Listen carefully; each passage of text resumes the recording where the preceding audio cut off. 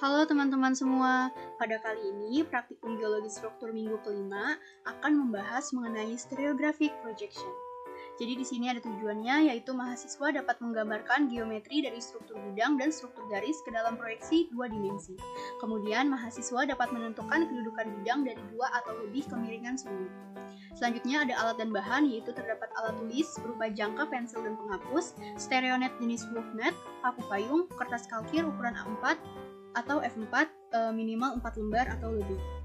Selanjutnya kita akan masuk pada definisi. Di sini menurut Ragan pada tahun 1985, proyeksi stereografis adalah gambaran dua dimensi atau proyeksi dari permukaan sebuah bola sebagai tempat orientasi geometri bidang dan garis.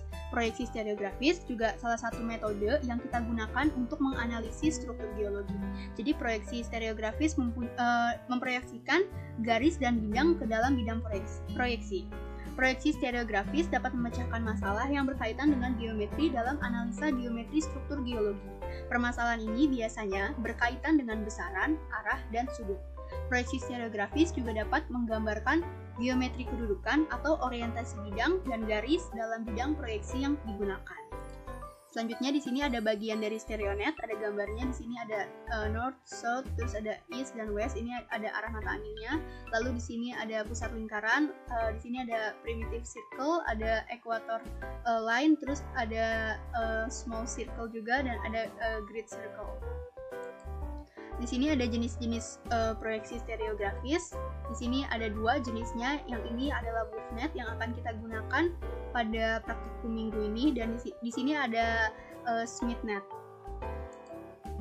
Jadi di sini ada definisinya gitu, pengertian dari si Wolfnet ini. Dia tuh nantinya berupa proyeksi equal angle. Pada dasarnya itu dia memproyeksikan titik-titik pada kulit bola ke bidang proyeksi pada satu titik. Sedangkan si SmithNet ini dia tuh equal area projection, jadi dia tuh proyeksi titik-titik pada kulit bola ke bidang proyeksi, hingga titik-titik pada kulit bola yang berjarak sama itu akan digambarkan pada bidang proyeksi dengan jarak yang sebanding sama. Nah, di sini tuh ada elemen dari equal angle projection, di mana terdapat primitive circle, ada grid circle, dan ada small circle. Di sini tuh pada stereonet terdapat kutub atau pole, yaitu north dan south.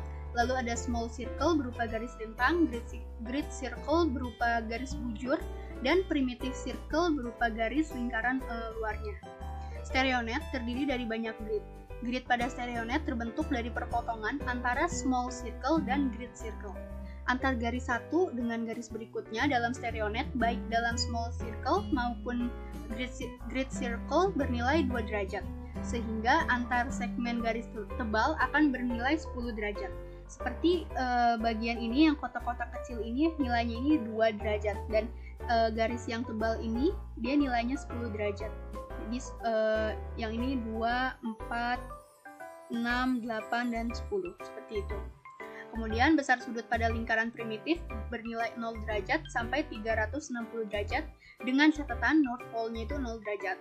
Sedangkan garis ekuator orientasi east-west itu memiliki besar sudut 0 derajat sampai 90 derajat.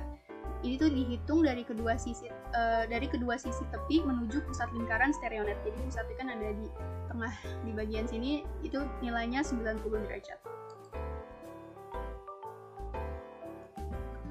Lalu kita di sini akan pada minggu ini kita akan membahas mengenai ini. Di sini ada plane, di mana dia adalah struktur bidang yang akan merepresentasikan nilai orientasi strike and dip di dalam stereonet dan akan menjadi struktur garis. Selanjutnya di sini ada line, di mana line ini itu berupa struktur garis yang akan merepresentasikan nilai orientasi trend and plunge di dalam stereonet. Selanjutnya di sini ada pole of a plane, di mana pole ini adalah pole dari bidang adalah representasi proyeksi tegak lurus dari struktur bidang dalam bentuknya titik. Lalu di sini ada line of intersection of two planes, di mana ini merupakan garis perpotongan antara dua bidang, dapat digunakan untuk menentukan orientasi garis, yaitu dalam hal ini adalah trend and plunge.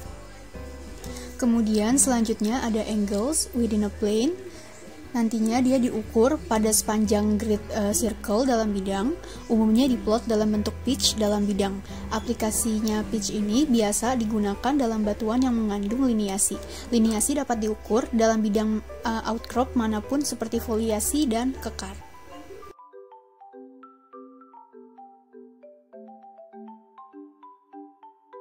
Berikut ini adalah alat dan bahan yang dibutuhkan dalam tata cara pengerjaan. Di sini ada kertas kalkir, terus habis ada stereonet, yaitu dalam bentuk loopnet, lalu ada jangka, ada alat tulis, dan juga paku payung. Nah, yang pertama kita lakukan adalah letakkan kertas kalkir ini di atas stereonet loopnet. Tujuannya agar kita dapat menggambar lingkaran dengan diameter dan jari-jari yang sama. Kita dapat menggambar lingkarannya dengan bantuan jangka.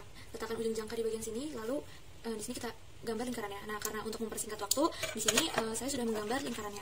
Setelah itu kita tusukkan paku payung ini ke tengah-tengah dari lingkarannya dengan tujuan agar ini tidak goyang dan tetap sama.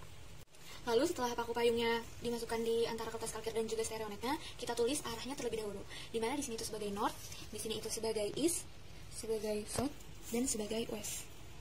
Nah, setelah itu soal yang pertama itu adalah north 315 derajat, east 60 derajat. Nah, strike ini merupakan arah horizontal yang dibentuk oleh perpotongan antara bidang yang bersangkutan dengan bidang bantu horizontal. Nah, di sini kita asumsikan bahwa north-nya itu adalah 0 derajat, east-nya itu 90 derajat, south-nya itu 180 derajat, dan west-nya itu 270 derajat.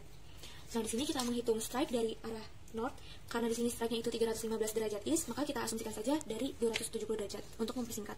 Dari 270 derajat, 280, 290, 300, 310, 312 karena dari garis kecil ini itu sebesar 2 derajat, 314 dan di sini 315, yaitu di pertengahan sini.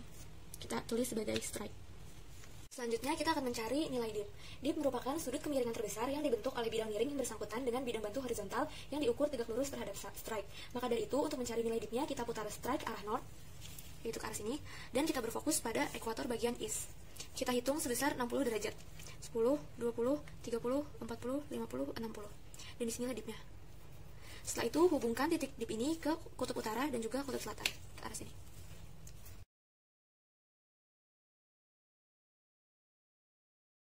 Dan kita posisikan kalkir seperti semula.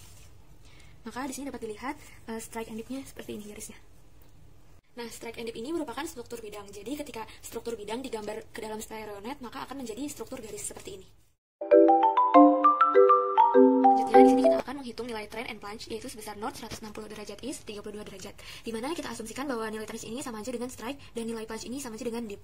Nah, kita hitung sebesar 160 derajat east dari ekuator bagian north, sebesar 160 derajat, 90, 100, 110, 120, 130, 140, 150, 160. Nah, di sini kita tandai sebagai trend.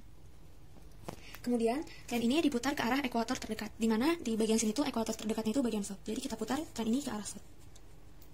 Lalu kita ukur sebesar 32 derajat untuk menentukan nilai plunge-nya. 10, 20, 30, 31, 32. Dan di sini adalah nilai plunge-nya. Nah, ini adalah nilai trend and plunge-nya. Karena trend and plunge ini merupakan struktur garis, maka ketika trend and plunge itu digambar di stereonet, yang digambar hanya berupa titik.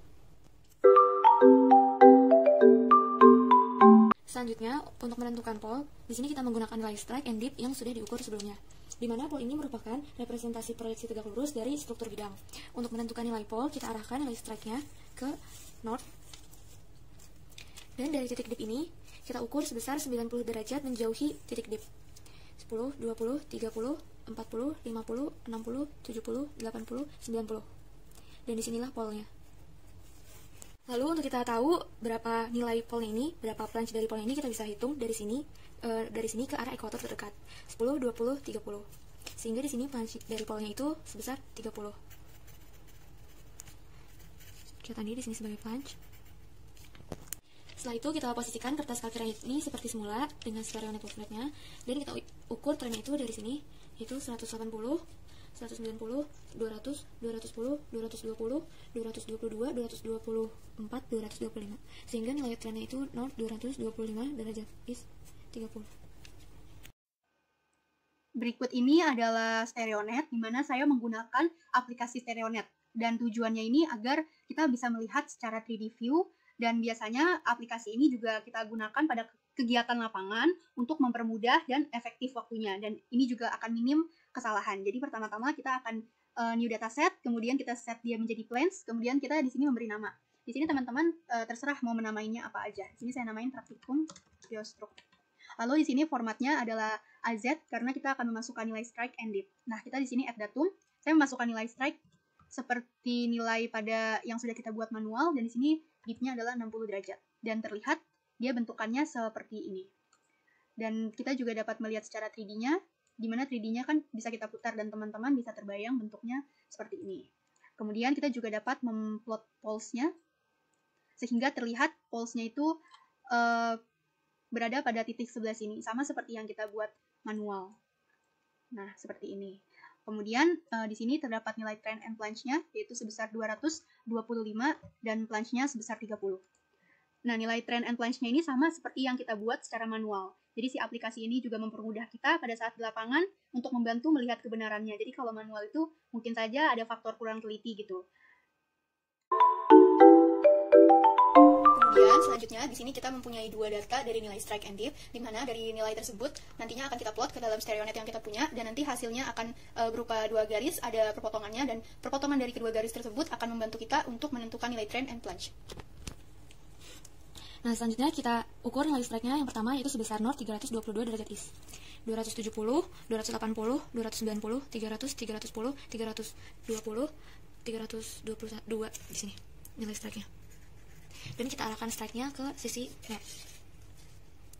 Kita hitung dip-nya sebesar 65 derajat. 10, 20, 30, 40, 50, 60, 62, 64, 65 di pertengahan sini. Lalu kita tarik garis ke arah kutub utara dan juga ke arah kutub selatan. Dan ini merupakan garis dari north 322 derajat east, 65 derajat. Selanjutnya kita ukur nilai strike yang kedua, yaitu north 60 derajat east. 10, 20, 30, 40, 50, 60. Di sini strike-nya. Kita arahkan strike ke bagian north. Kita hitung sebesar 78. 10, 20, 30, 40, 50, 60, 70, 72, 74, 76, 78. Jadi kita tarik garis ke arah kutub utara dan kutub selatan. Dan ini merupakan garis dari nilai strike north 60 derajat east, 78 derajat. Nah, setelah itu kita posisikan kalkir seperti semula, dan dapat kita lihat di sini titik antara perpotongan dari dua nilai tersebut. Nah, setelah itu kita arahkan titik ini ke garis ekuator terdekat, yaitu di mana di sini adalah ekuator east. Dan kita hitung dari ujung sini 10, 20, 30, 40, 50, 60. Yaitu sebesar 61 derajat. Maka di sini plunge-nya yaitu 61 derajat. Setelah itu, untuk menghitung nilai trennya, kita memposisikan kalkir seperti ke arah semula, yaitu seperti ini. Dan kita hitung dari sisi north-nya 10, 20, 30, 40, 50, 60, 70, 80, 82, 84, 85. Maka di sini nilai trennya adalah north 85 derajat east. Nah, selanjutnya kita akan menghitung nilai pitch-nya, yaitu sebesar 43 ke arah east. Di sini dari nilai strike and dip yang telah ditentukan. Di sini saya sudah membuat strike and dip-nya untuk mempersingkat waktu seperti yang sudah dijelaskan sebelumnya. Nah, karena ini pitch-nya itu ke arah east, maka kita arahkan dari sini ke arah north. Dan kita menghitung 43 sepanjang garis ini. 10, 20, 30, 40, 42, 43. Di sini nilai pitch-nya. Dan kita tandai arahnya seperti ini. Sekian praktikum pada minggu kali ini. Jangan lupa untuk mengeprint kertas stereonetnya. Terima kasih.